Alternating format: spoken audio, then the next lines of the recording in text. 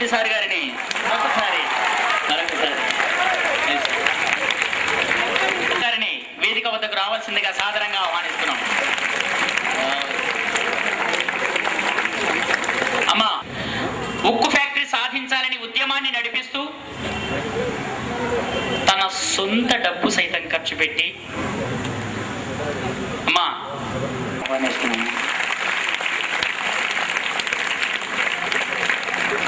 నిజంగమ్మా ఈరోజు ఈ ఉద్యమం జరుగుతుంది. ఇంతమంది విద్యార్థులను ఒక చోట చేర్చి రాయలసీమ విద్యార్థి గర్జన ద్వారా స్టీల్ ప్లాంట్ తెచ్చుకోవాలనేటువంటి దిశలో ప్రయాణిస్తున్నారు మన ప్రవీణ్ అన్న.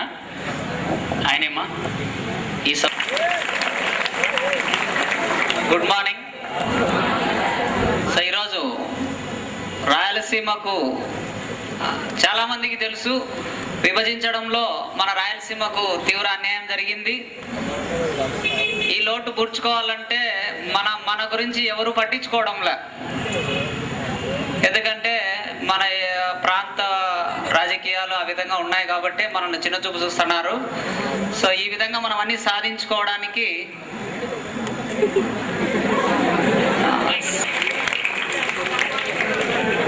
గారు ముందుకొచ్చి తన విలువైన సమయాన్ని సాధించడం కోసం కృషి చేస్తున్నందుకు ప్రత్యేక ధన్యవాదాలు. సార్కి చేదోడు వాదోడుగా అమర్ గారు కూడా కృషి చేస్తూ ఉన్నారు. సో నిన్న మన్నలు కూడా అడిగారు, మన కాలేజీ తరఫున విద్యార్థుల నుంచి మీ సహకారం అవసరం అని చెప్పి, తప్పకుండా చేస్తామని చెప్పాం. మీరు ఒక విషయం గమనిస్తే, ఒక ఫ్యాక్టరీ వస్తే కొంతమందికి ఉద్యోగాలే వచ్చేదని మీరు అనుకుంటారు. పరోక్షంగా అక్కడ కూడా రాశారు, గమనించండి, 2,50,000 మందికి ఉపాధి కలుగుతుందని. మీకు పరోక్షంగా ఎలా కలుగుతుంది అనే దానికి కూడా ఒక చిన్న ఉదాహరణ చెప్తాను నేను. ఇప్పుడు చాలా మంది కార్పొరేట్ కాలేజీలు అంటే విజయవాడ పోతున్నారు. మీరు అది ఒక అందరికీ అలవాటుగా విజయవాడ అంటున్నారు. పోయి మనం కాలేజీ ఫీజులు కడుతున్నాం, కాలేజీ వాళ్ళకే బెనిఫిట్ అని మనం అనుకుంటాం. స్టీల్స్ అని చెప్పి మొదలు పెట్టారు, కానీ అది చివరి దాకా రాలేకపోయింది. ఈ విభజన సమయంలో ఇంకా దాన్ని మర్చిపోయినారు. సో కాబట్టి మళ్ళీ ఉక్కు ఫ్యాక్టరీ సాధించుకుంటే మనం ఖచ్చితంగా యువత ముందుకు రావాలా. రాబోయే రోజుల్లో నిరుద్యోగులు ఎవరంటే మీరే. చదువు అయిపోయిన తర్వాత అంతా ఉద్యోగం కోసం పోరాటం చేసేవాళ్ళే. కాబట్టి మీరందరూ సహకరించి మీరంతా ఐక్యంగా ఉంటే ప్రభుత్వాలు దిగొచ్చి మన ఉక్కు ఫ్యాక్టరీ వచ్చేదానికి కూడా అవకాశాలు పుష్కలంగా ఉంటాయి. కాబట్టి ఇంకా దీని గురించి ప్రవీణ్ గారు మీకు పూర్తిగా వివరిస్తారు. కాబట్టి మీరందరూ త్వరలో జరగబోయే ర్యాలీలో కానీ ఒక బహిరంగ సభలో కానీ ప్రతి ఒక్కరూ పాల్గొని దీన్ని దిగ్విజయం చేసుకొని మన కళను సాకారం చేసుకోవడానికి మనవంతు కృషిగా మనమందరం పాల్గొని విజయవంతం చేసి ఉక్కు ఫ్యాక్టరీని సాధించుకోవాలని నేను కూడా మనసారా ఆశిస్తూ సెలవు తీసుకుంటాను. అలాగే అమర్నాథ్ రెడ్డి గారికి, Jeevanajyothi high school correspondent Amarnath Reddy గారికి, సో అలానే మన కళాశాల కరెస్పాండెంట్ రాఘవరెడ్డి గారికి, శ్రీనివాస్ మనకు చాలా ఏళ్ళుగా తెలుసు. విద్యార్థుల్ని బాగా అలరిస్తాడు, బాధ్యతను పాట ద్వారా మీకు తెలియజేస్తాడు. సో ఆ శ్రీనివాస్ గారు లాంటి వాళ్ళు మనకి విద్యార్థులకు చాలా అవసరం. విద్యార్థి దశలో విద్యార్థుల యొక్క బాధ్యతలు తెలియజెప్పే గొప్ప వ్యక్తి శ్రీనివాస్ గారు. ఇక్కడ ముఖ్యంగా ఇలాంటి సమావేశాలలో ఎప్పుడు నేను మాట్లాడేది ఒకటే మాట్లాడుతున్నా, మనము మన బాధ్యతను కరెక్ట్గా ఎప్పుడైతే నిర్వర్తిస్తామో మన ఆశయాలకు అనుగుణంగా పనిచేసే ప్రభుత్వాలు ఖచ్చితంగా వచ్చి తీరుతాయి. లోపం ఈరోజు ఒక ప్రజా శ్రేయస్సు కోరే నాయకుడు ప్రభుత్వము ఉంది అంటే ఖచ్చితంగా ఎక్కడైతే ఎంప్లాయబిలిటీ కావాల్సో అక్కడ ఖచ్చితంగా కంపెనీలు స్థాపనకు ముందు వచ్చేవాళ్ళు అనమాట. So for example Brahmani Steels అని ఒకటి స్టార్ట్ చేశారు. అదే ఏ ప్రభుత్వం వాళ్ళకి ఎవరైనా ఏమని అనుకుంటారో మాట్లాడతారు. జగన్ 2,000 కోట్లు తీసుకున్నారని ఎన్ఫోర్స్మెంట్ ద్వారా తీసుకోలేకపోతుంది. దాన్ని అడాప్ట్ చేసుకుంటే అక్కడున్న మిషనరీస్, వేల కోట్లు భూమి, మిషనరీస్ ఇవన్నీ హ్యాండ్ ఓవర్ చేసుకుని అంటూ ఒక్క ఓటర్ని డబ్బులు తీసుకోకుండా పోలింగ్ సెంటర్కి పంపించగలిగినామంటే ఆ రోజే ఇలాంటి కార్యక్రమాలన్నీ కూడా అంటే చేయాల్సిన అవసరం లేకుండానే వచ్చే గవర్నమెంట్ ప్రజా శ్రేయస్సు కోసం ఇలాంటి కంపెనీలు స్థాపిస్తారు. సో కాబట్టి మీరందరూ వీళ్ళందరికీ కూడా సో ఇదే మాట ఒక ఎంప్లాయబిలిటీ ఉంటుంది, తద్వారా పరోక్షంగా చాలా మందికి ఎంప్లాయబిలిటీ ఉంటుందని మన సార్ చెప్పారు కదా. సో కాబట్టి వీటన్నిటికన్నా ముఖ్యం ఏంటంటే ఏదైనా లడ్డు కావాలా? అక్కడ చివర బంగారులో వెరీ గుడ్ బా లేపాక్షి డిగ్రీ కాలేజ్ అయ్యా. విద్యార్థులు వీళ్ళ పవర్ కడప బుక్కు చాలా సంతోషం తల్లి. డబ్బులు తీసుకోకుండా ఆయన కోరిక ఏంటంటే డబ్బులు తీసుకోకుండా ఓటు వేస్తే సమాజం అనేది మారుతుందనేది అక్షర సత్యం. ఆ అక్షర సత్యం ఎక్కడ మొదలైంది అని నిరూపించుకోవాల్సిన బాధ్యత ఎవరుంది? లేపాక్షి డిగ్రీ స్టూడెంట్స్ మీద ఉంది. ఎందుకంటే పెద్దలు తీసుకుంటే ఒక్కసారి డబ్బులు తీసుకునే అలవాటు మొదలైతే దాన్ని మార్చుకోవాలంటే చాలా కష్టం దేన్ని కూడా. కానీ మీరు ఫ్రెషర్స్, ఇప్పుడే మీకు ఓటాకు వచ్చి ఫ్రెష్గా ఉన్నారు, ఎప్పుడెప్పుడు అని ఉన్నారు. అదేదో మీరు నిరూపించుకోవాల్సి మీ సార్ కోరిక కాదు, అందరి కోరిక అది. ఆ కోరికను తీర్చి ఆ మార్పు ఎక్కడ మొదలైందనే విధంగా చెప్పుకునే స్థితికి లేపాక్షి డిగ్రీ స్టూడెంట్స్ ఉన్నారని నేను ఆశిస్తున్నా. ఓకే, అలాగే మన రాఘవరెడ్డి సార్ గారు చెప్పారు ఒక ముఖ్య విషయం. ఏదైతే మన స్టూడెంట్స్ కొంతమంది వందల విద్యార్థులు ఇక్కడి నుంచి విజయవాడ చదువుకొని పోతే ఎన్ని వ్యాపారాలు కానీ ఇండస్ట్రీస్ కానీ డెవలప్ అవుతున్నాయి అనేది అది కూడా అక్షర సత్యం. మీరు చూడండి, ఒక 4-5 years బ్యాక్ హైదరాబాద్ అనే పట్టణం మన రాజధానిగా ఉండేది 2 సంవత్సరాల క్రితం. అది మనది, మన హైదరాబాద్, మన పట్టణం అని పూర్వకాలం నుంచి మనము మన పెద్దలు అందరూ కూడా ఈరోజు హైదరాబాద్ అలా ఉన్నత పట్టణంగా ప్రపంచంలోనే హైదరాబాద్ అనే పట్టణం చెప్పుకోదగిందిగా ఉందంటే దానికి ఎవరు కారణం మీరు చెప్పండి? రాయలసీమ వాసులు మాత్రమే. కోస్తా ఆంధ్రలో 3 పంటలు పండుతాయి, వాళ్ళు హైదరాబాద్కి ఎక్కువ మంది పోలేదు. వాళ్ళు అక్కడ విద్యార్థుల వల్లే తెలంగాణ ఏర్పడింది, గుర్తుంచుకోండి. కేసీఆర్ వల్ల ఉద్యమం ఏర్పడి ఆ ఉద్యమంలో కేసీఆర్ ఒక్కరు పాల్గొంటే రాలేదు. ఉస్మానియా స్టూడెంట్స్ వాళ్ళు పాల్గొని వాళ్ళ ప్రాణ త్యాగం చేసిన దానివల్ల ఈ రోజు తెలంగాణ వచ్చింది. వాళ్ళు హ్యాపీగా ఉన్నారు, వాళ్ళు ఉద్యోగాలు, కొత్త ఉద్యోగాలు వచ్చాయి, అందరూ హ్యాపీగా జీవిస్తున్నారు. మనల్ని తరిమేశారు.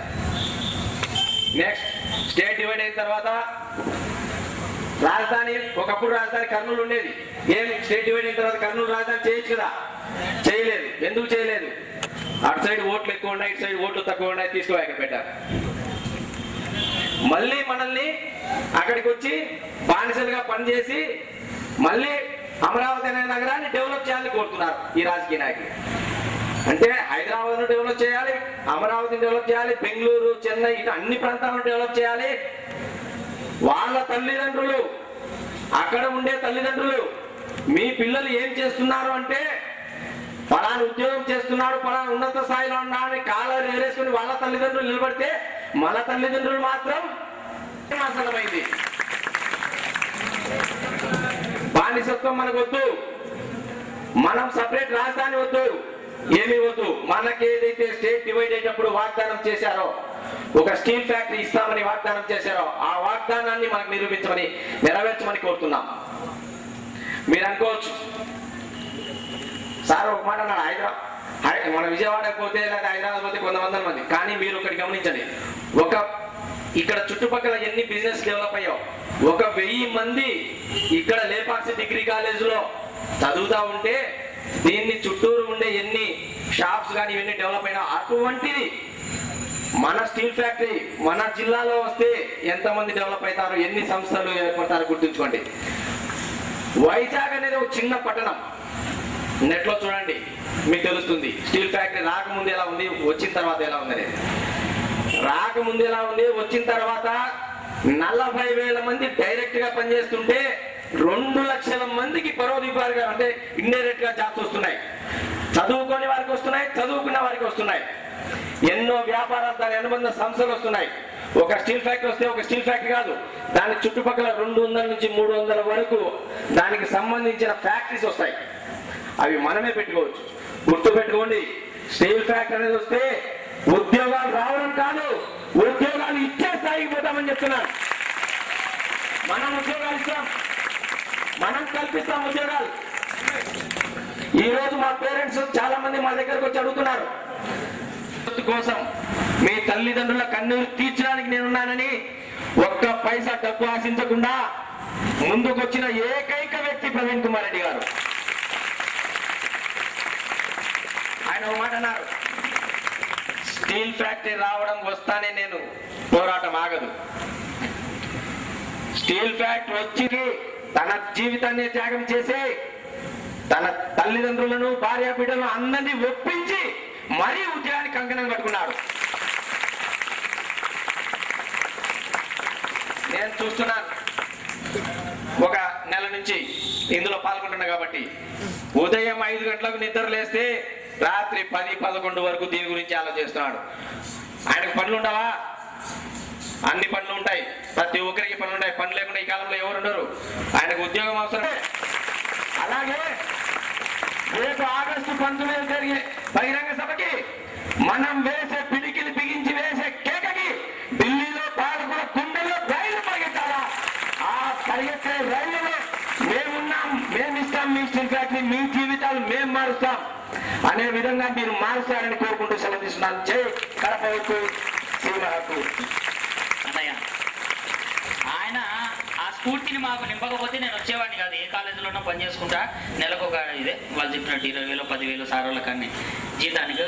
ఈ అవకాశాన్ని ఇచ్చిన correspondent Lepakshi correspondent Raghava Reddy sir కానీ రామచంద్రారెడ్డి సార్ గారికి, మరీ ముఖ్యంగా ఎండ పెడతానే కూడా ఓపికగా కూర్చొని వింటున్న మీ అందరికీ, ప్రతి ఒక్కరికి నా హృదయపూర్వకంగా కృతజ్ఞతలు తెలియజేసుకుంటానమ్మా.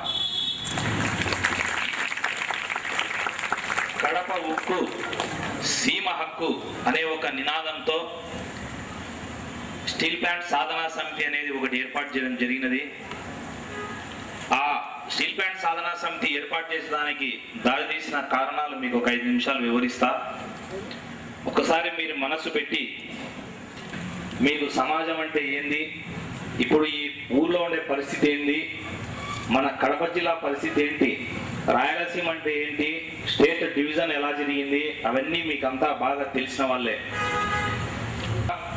ఫ్యాక్షనిస్టులుగా చిత్రీకరించి ఈ రోజు ఉండే పరిస్థితిలో మనకు రావాల్సిన పరిశ్రమలు కానీ, మనకు రావాల్సిన నీటి వాటా కానీ, మనకు రావాల్సిన ప్రభుత్వ నిధుల నుంచి కానీ ప్రతి ఒక్కదాన్ని మొత్తం తరలించి కోస్తాకు తీసుకుపోతున్నారు.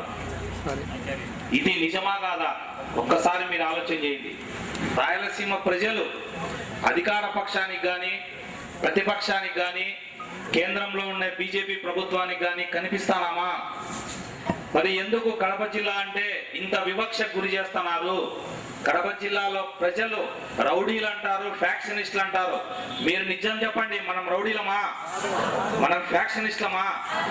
కడప జిల్లాలో పుట్టిన వాడు మనస్తత్వం ఎలా ఉంటుంది అంటే, ఆకలితో పస్తు మనం పడుకొని ఉన్నా, మన ఇంటికి అతిథి వస్తే మనము బజారుకి వెళ్ళి షాప్ లో అప్పు తెచ్చైనా, లేదు మన చేతిలో ఉండే ఉంగరం తాకట్టు పెట్టైనా వచ్చిన వాడికి ఒక గ్లాసు మట్టిగా ఇచ్చి పంపిస్తాం.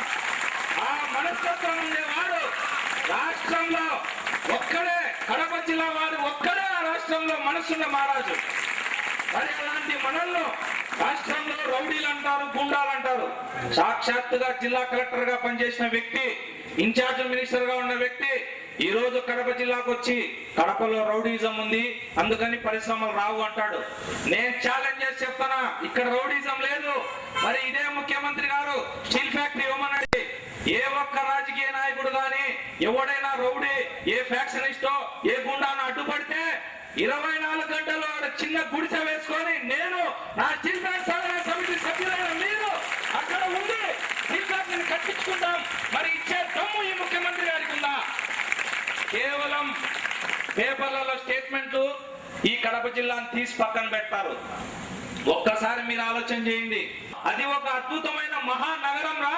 మన పిల్లల్ని అక్కడ చదివించాలని కోస్తా వాళ్ళు ఒక రోజు ప్రొద్దునకు వచ్చే రోజు రావాలి. ఆ రోజు రావాలి అంటే ఇప్పుడు ఉండే యువత, ఇప్పుడు ఒక్కటి చెప్తున్నా, ఈ స్టీల్ ప్లాంట్ సాధన సమితి అనేది ఏ ఒక్క రాజకీయ పార్టీకి సంబంధించింది కాదు. ఈ రాజకీయ పార్టీ నాయకులకు మా స్టీల్ ప్లాంట్ సాధన సమితిలో ప్రవేశం లేదు. నేను కూడా ఈ స్టీల్ ప్లాంట్ సాధన సమితికి కేవలం సైనికుని మాత్రమే. రేపు జరగబోయే ర్యాలీలో కూడా నేను ఆ స్టేజ్ మీదకి ఎక్కను. మీ అందరి మధ్యలో మీ యొక్క వ్యక్తిగా, మీ అన్నగా, మీ తమ్ముడిగా మీ దగ్గర కూర్చుంటా, కింద కూర్చొని ఆ ర్యాలీ నడిపిస్తా. ఆ ర్యాలీ రోజు కేవలం నేను ప్రసంగించే ఆ 10 నిమిషాలు 20 నిమిషాలు మాత్రమే నేను స్టేజ్ ఎక్కి ఉంటాను. తర్వాత మీ మధ్యనే కూర్చుంటా. ఈ స్టీల్ ప్లాంట్ సాధన సమితి అనేది ఏ ఒక్కడిది కాదు. ఈ స్టీల్ ప్లాంట్ సాధన సమితి అనేది మనందరిది. స్టీల్ ప్లాంట్ సాధన సమితి మనము కడప జిల్లాలో పుట్టినాం. ఇది మన హక్కు. ఈ స్టీల్ ప్లాంట్ ను సాధించుకునేంత వరకు ప్రతి ఒక్క యువకుడు గాని యువతులు గాని ఒక్కొక్కరు ఒక్కొక్క సైనికులాగా పనిచేయండి. మీ అందరూ మనమందరం కలుద్దాం. నేను కొంతమందిని తయారు చేస్తా. మీరు ఇంటికి వెళ్ళిన తర్వాత మీ తల్లిదండ్రులతో ఆలోచన చేయండి. మీ ఫ్రెండ్స్ చెప్పండి, ఈ రోజు ఉండే ఈ నవీన ఈ ప్రభాస్ సినిమా రిలీజ్ అయింది, దాని టికెట్లు కావాలను, ఆ సినిమా ఎలా ఉందని మాట్లాడద్దు. ఒక్కసారి ఆలోచన చేయండి. ఇది మన జిల్లాలో పుట్టిన మన హక్కు. ఈ హక్కులో రేపు రాబోయే రోజుల్లో మనం ఖచ్చితంగా మీ అందరి మద్దతుతో స్టీల్ ప్లాంట్ సాధిస్తాం. ఆ స్టీల్ ప్లాంట్ సాధించిన దాంట్లో ఆ రోజు నెక్స్ట్ భవిష్యత్ తరాలు చెప్పుకోవాలి. ఆ రోజు ఆ స్టీల్ ప్లాంట్ చేసిన పోరులో మా అమ్మ నింది, మా అక్క నింది, మా అన్న ఉన్నాడు. వాళ్ళందరూ ఆ రోజు చేయి కలిపింటే ఉక్కు ఫ్యాక్టరీ తెచ్చినారని చరిత్రలో రాసే రోజు ముందుకు రావాలి. ఆ రోజు కోసం మీ అందరూ కూడా దాంట్లో భాగస్వాములు కాండి. ఒక్కటే చెప్తానా, ఎవరైనా సరే మనిషి అన్న తర్వాత నేనైనా మీరైనా జన్మనిచ్చినాడు దేవుడు. మనకు ప్లేస్ రాశాడు. పలానా ప్రవీణ్ ప్రొద్దుటూరులో పుట్టాలా, పలానా వ్యక్తి పలానా చాట అని. దాన్ని ఎవరం రాక మార్చలేం. నేను కూడా ప్రొద్దుటూరు 70 ఉద్యోగాలన్నా ఉన్నాయా? మరి ఎక్కడికి వెళ్ళాలి మనం? ఏ హైదరాబాదో, ముంబైయో, చెన్నైకో, బెంగళూరుకో పరుగులు తీయాలి. పోనీ అక్కడ పోతే మనకు ఉద్యోగాలు దొరుకుతాయా? ఈ రోజుకి రాష్ట్ర విభజన జరిగి ముందు మనకు హైదరాబాద్ ఉంది. మరి ఈ రోజు మనకు హైదరాబాద్ ఉందా? మరి హైదరాబాద్ లో మన బతుకులు ఏంటి, మన పరిస్థితి ఏంటి? మీరు ఆలోచన చేయండి. అయితే 100 రెట్లు తెలుగు ఎక్కువ ఉన్న వాళ్ళు ఇక్కడే ఉన్నారు. మరి వీళ్ళందరితో అక్కడ ఉద్యోగాలు ఇచ్చి వీళ్ళ యొక్క శక్తి అక్కడ చూపించు బాబు గారని నేను మీ అందరి సభాముఖంగా అడగదలుచుకున్నా. మీరు చెప్పండి, అమరావతిలో ఇంజనీర్ల కంటే మీకు తెలివి తక్కువ ఉందా? మీకు మేధస్సు లేదా? మరి ఈ మేధస్సును ఉపయోగించుకోకుండా ఇదే ప్రభుత్వం మొన్న టెండర్లు వేసి వేలంపాటలో అమ్ముతే 12,000 కోట్ల డబ్బు వచ్చింది. మరి ఒక ఆయన రాజీనామా చేస్తాడు, ప్రోటోకాల్ ఇవ్వలేదని ఒక ఆయన ధర్నా చేస్తాడు. మరి ఈ ప్రోటోకాల్ కోసం పరిగెత్తే రాజకీయ నాయకుల్ని, ఎమ్మెల్యేలు కానీ, ఎంపీలు కానీ, మినిస్టర్లు కానీ చేసింది ఎవరు? యువకులు మీరు చేశారు. మరి మీరు పట్టించుకుంటే ఈ నాయకులు హీరోలు అవుతారు. అదే మీరు చీకొడితే ఈ నాయకులు ఏమవుతారు? హీరోలు అవుతారు. మరి ప్రోటోకాల్ కోసం కొట్లాడే ఈ నాయకులు ఏ రోజైనా రోడ్డు మీదకి వచ్చి మా జిల్లాకు స్టీల్ ఫ్యాక్టరీ ప్రతిపక్ష నాయకుడు ఏమైనా దీని గురించి మాట్లాడతాడా అంటే, నిన్న ఆయన 3 రోజులు కడపలో పర్యటన చేశాడు. మొన్న చైనాకి వెళ్ళి ముఖ్యమంత్రి గారు 3,000 కోట్లతో స్టీల్ ఫ్యాక్టరీ అంటాడు. అంటే ఎట్లా కనపస్తున్నాం బాబు గారు మీకు? 3,000 ఆయన వెనకాల నిలబడి ఈ స్టీల్ ఫ్యాక్టరీ మాకు ఏం అడుగుతాం? మరి 3 రోజులు పర్యటించిన ఆయన ఏ ఒక్క సమస్య మాట్లాడలే. మీరు ఆలోచన చేయండి. నేను ఒక వ్యక్తిని విమర్శించట్లే. ఈ యొక్క మొత్తం కడప జిల్లాలోనే ఉంది. ఒక స్టీల్ ఫ్యాక్టరీ కన్స్ట్రక్షన్ చేయాలి అంటే మొదటగా కావాల్సింది ఐరన్ ఓర్. 70% ఐరన్ ఓర్ కావాలి. 70% ఐరన్ ఓర్ ఉండాల్స్తే మరి మనకు పెళ్లిమర్రి మండలంలో ఐరన్ ఓర్ ఉంది, తర్వాత అనంతపురం జిల్లాలో ఉంది, దగ్గరైన బళ్ళారిలో ఉంది ఐరన్ ఓర్. నెక్స్ట్ మనకు కావాల్సింది డోలమైట్ కావాలి. ఇదే డోలమైట్ వీరపాన్పల్లి మండలం యువరాజుపాలెంలో 598 సర్వే నెంబర్ లో ఎంత కావాలంటే అంత డోలమైట్ ఉంది. లైమ్ స్టోన్ కావాలి. లైమ్ స్టోన్ 10% లైమ్ స్టోన్ కావాలి. 10% లైమ్ స్టోన్ మనకు ఎర్రగుంట్ల, తర్వాత జమ్మలమడుగు ఈ ప్రాంతంలో లైమ్ స్టోన్ ఉంది. మనకు ఫైర్ క్లే కావాలి. ఫైర్ క్లే వచ్చేసి రాజంపేట దగ్గర ఫైర్ క్లే ఉంది. మరి స్టీల్ ఫ్యాక్టరీ కావాల్సిన ఒక్క కోల్ ఒక్కటి మనకు బొగ్గు ఒక్కటి మనము ఎక్స్పోర్ట్ చేసుకోవాలి. ఇప్పుడు ఆర్టీపీపీకి మీరు చూసే ఉంటారు, పేద ఒక మహానగరం అవుతుంది. పెద్ద పెద్ద సినిమా హాల్లు వస్తాయి, పెద్ద పెద్ద షాపింగ్ మాల్స్ వస్తాయి, పెద్ద పెద్ద హాస్పిటల్స్ వస్తాయి. ఈ ఊరు కందని డెవలప్మెంట్ జరుగుతుంది. ప్రొద్దుటూరు టౌన్ లో అక్కడ పాల కేంద్రం అనేది ఉన్నది.